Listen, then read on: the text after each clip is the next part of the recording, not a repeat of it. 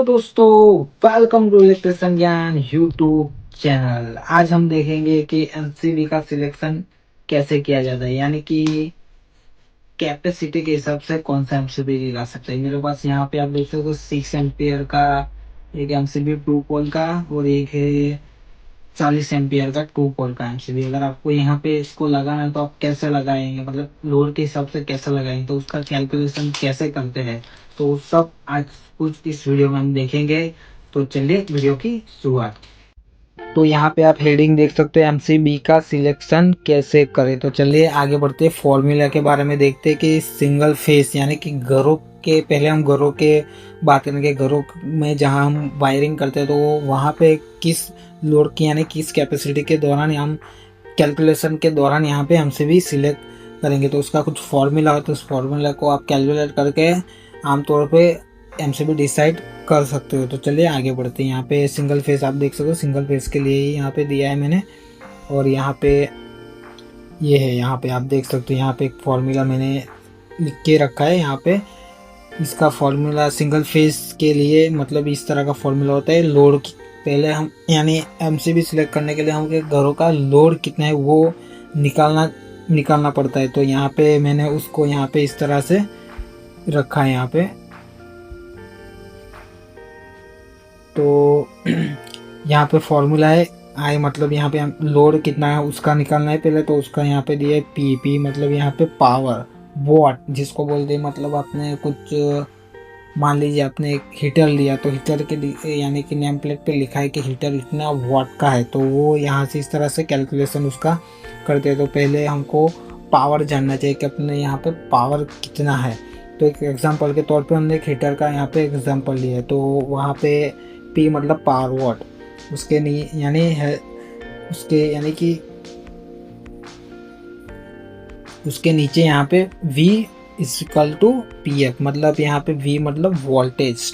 अपने यहाँ पे इंडियन यानी कि सिंगल फेज का स्टैंडर्ड वोल्टेज दिया होता है, यहाँ पे आप देख सकते हो 230, यहाँ पे है 230 अपना स्टैंडर्ड वोल्टेज होता है। तो यहाँ पे आप देख सकते हो, और यहाँ पे पी एफ मतलब पावर फैक्टर, यहाँ पे आप देख सकते हो पी एफ मतलब पावर फैक्टर, पी एफ मतलब पावर फैक्टर यहाँ पे दिया हुआ है। अपना इंडियन पावर फैक्टर मतलब एक होते हैं, वो सबसे बढ़िया कंडीशन वाला पावर फैक्टर कहा जाता है, एक अच्छा माना जाता है।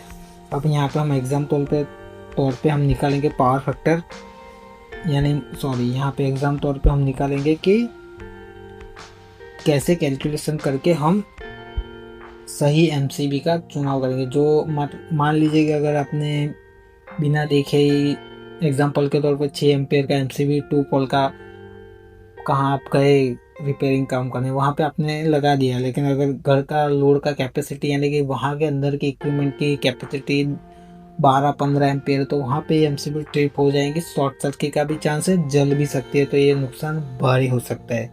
और दूसरा एग्जांपल, मान लीजिए आप घर का यहाँ पे मिनिमम लोड कैपेसिटी है 15-16 एम्पियर, और वहाँ पे आपने 40 एम्पियर का एमसीबी लगा दिया, तो उस दौरान भी अगर कुछ भी इक्विपमेंट में कुछ भी खराबी हुई, शॉर्ट सर्किट कुछ भी हुआ, तो वहाँ पे प्रोटेक्ट नहीं करेगा और वो इक्विपमेंट को भारी नुकसान हो सकता है। तो ये भी देखने की बात है कि ज़्यादा लोड के अनुरूप ज़्यादा कैपेसिटी का भी एमसीबी लगाया तो भी प्रॉब्लम हो सकता है, और लोड के हिसाब से अगर कम एमसीबी लगाया तो भी वहाँ पे प्रॉब्लम हो सकता है। तो उसका लोड निकाल के सही एमसीबी लगाएंगे तभी वो एमसीबी वर्क भी करेंगे और आपकी इक्विपमेंट के वहाँ पर सेफ्टी भी लगाएंगे। और हाँ, पहले हमने एमसीबी और आरसीसीबी की दोनों की वीडियो एक पैरेलल मैंने बनाई हो, तो वो भी देख सकते हो कि एक सिर्फ एमसीबी ही यहाँ पे लगाना सेफ्टी नहीं होता। एमसीबी सिर्फ अपने इक्विपमेंट का ही यानी वो एम्प्ले मशीनरियों की सेफ्टी करता है, जहाँ आरसीसीबी इंसान को करंट लगने से बना, तो दोनों की ही नीड होती है। तो उसका भी वीडियो मैंने एक अलग से बनाया, तो वो भी आप देख सकते हो।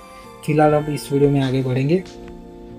तो एक एग्जाम्पल यहाँ पे हमने लिया कि आपके पास अगर एक 2000 वाट का एक हीटर है, 2000 वाट का मान लीजिए एक 2000 वाट का हीटर है, वहाँ पे आपको एक एमसीबी लगाना है। 2 पोल, सिंगल पोल, 3 पोल, 4 पोल अभी भूल जाइए। यहाँ पे आपको एमसीबी लगाना है, उसका कैलकुलेट कैसे निकालना, कैसे एमसीबी लगा सकते हो, उसका यहाँ पे फॉर्मूला दिया है। तो अब आगे बढ़ते हैं हम।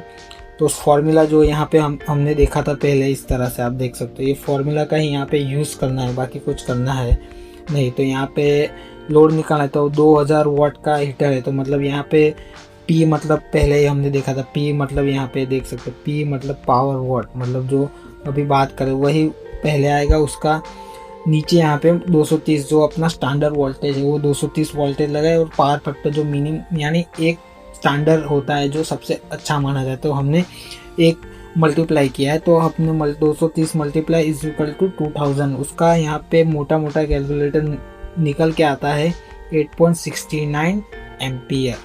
8.69 एम्पियर आप भी अपने कैलसे में इस तरह कैलकुलेट करके देख सकते हो, सही है गलत है, मैंने यहाँ पे कैलकुलेट करके ये निकाला है 8.69। अब हुआ एमसीबी का सिलेक्शन, तो अपना यहाँ पे सेफ्टी मार्जिन 25% है।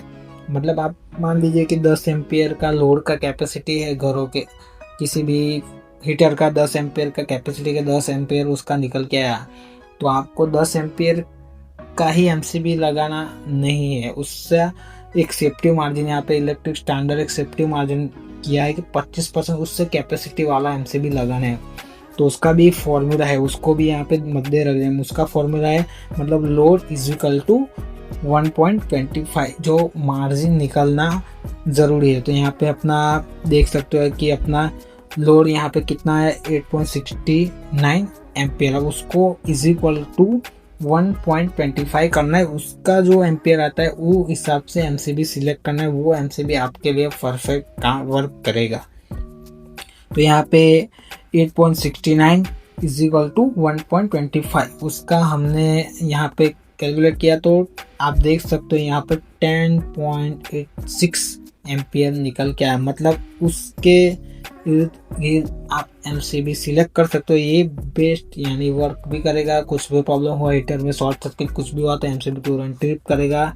तो इक्विपमेंट के यहाँ पे प्रोटेक्शन पूरी तरह से यहाँ पे मिलेगा। तो यहाँ पे आप तो अब 10.86 एम्पियर का है, मतलब यहाँ पे अपने स्टैंडर्ड देखने जाए तो 12 एम्पियर का एमसीबी यहाँ पे मार्केट में अवेलेबल है, तो वो आप यहाँ पे लगा सकते हो। तो ये निकला यहाँ पे बेसिक, यानी कि अब लोड पता चल गया कितना है, मार्जिन भी आपने लगाया, निकला 10.86 एम्पियर। मतलब उसके इर्द गिर्द मतलब 12 एम्पियर का मार्केट में अवेलेबल, 10.86 एम्पियर का एमसीबी मार्केट में नहीं है। कुछ स्टैंडर्ड कैटेगरी मासों में 6 है, ऐसा कुछ मार्केट में यहाँ पे स्टैंडर्ड कैटेगरी का एमसीबी अवेलेबल होता है। 12 एम्पियर का एमसीबी यहाँ पर मार्केट में स्टैंडर्ड कैटेगरी में अवेलेबल है, तो वो आप 12 एम्पियर का एमसीबी यहाँ पे सिलेक्ट कर सकते हो। अब रही थोड़ी इम्पोर्टेंट बात, मान लीजिए कि आपने 12 सब कुछ सही किया कि लोड भी निकाला, हीटर की वॉट के मार्जिन भी लगाया, उस हिसाब से एमसीबी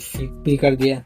अब बात आती है कि वहाँ पे वायर कौन सी साइज का है। मान लीजिए कि आपने सब कुछ सही किया और वहाँ पे वायर चेक नहीं किया, वायर वहाँ पे लोड के हिसाब से कम वाला वायर डाला, मतलब जो कैपेसिटी करंट की रहती है वायर के अंदर क्षमता, उससे कम वाला तार आपने यूज़ किया, तो वहाँ पे एमसीबी ट्रिप नहीं होंगी, वायर जल सकता है और फिर से वही होगा, इक्विपमेंट पे आपको यहाँ पे शॉर्ट सर्किट का चांस होगा, वहाँ पे वो प्रोटेक्ट नहीं करेगा।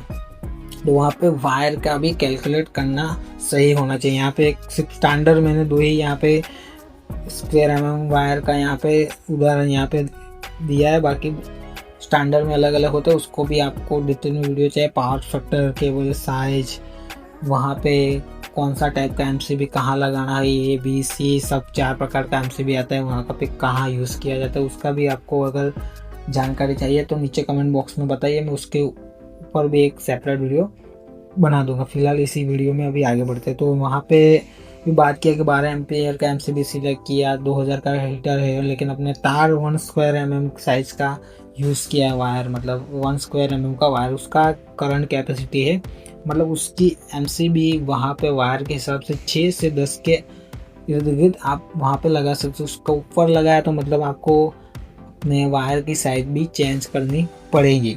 तो यहाँ पे अपना 12 मतलब 10.860 एम मतलब 12 एम्पेयर का आपने एमसीबी लगाया, तो आपको 10 एम्पेयर से 16 एम्पेयर की एमसीबी यहाँ पे यूज़ कर रहे हो, तो उसमें यहाँ पे आपको लगाना, उसके अंदर आपको यूज़ करना पड़ेगा 1.5 स्क्वायर एम का 1.5 स्क्वायर एम का आपको यहाँ पे वायर यूज़ करना पड़ेगा। तो ये आप एक परफेक्ट स्टैंडर्ड यानी रूल्स फॉलो करके इस तरह से आप कैलकुलेट करके वायरिंग करोगे तो आपको इक्विपमेंट भी प्रोटेक्ट मिलेगा और आपको कुछ नुकसान भी नहीं होगा और आपसे काम यानी कि सेटिस्फाइज भी होगा कस्टमर के, नहीं अच्छे नॉलेज वाले बंदे और सही वर्क भी किया, तो आपका इंप्रेशन भी अच्छा बनेगा और आपको यहाँ पे एक स्टैंडर्ड मेंटेन भी करेंगे और कम्युनिकेशन भी आपका अच्छा बनेगा।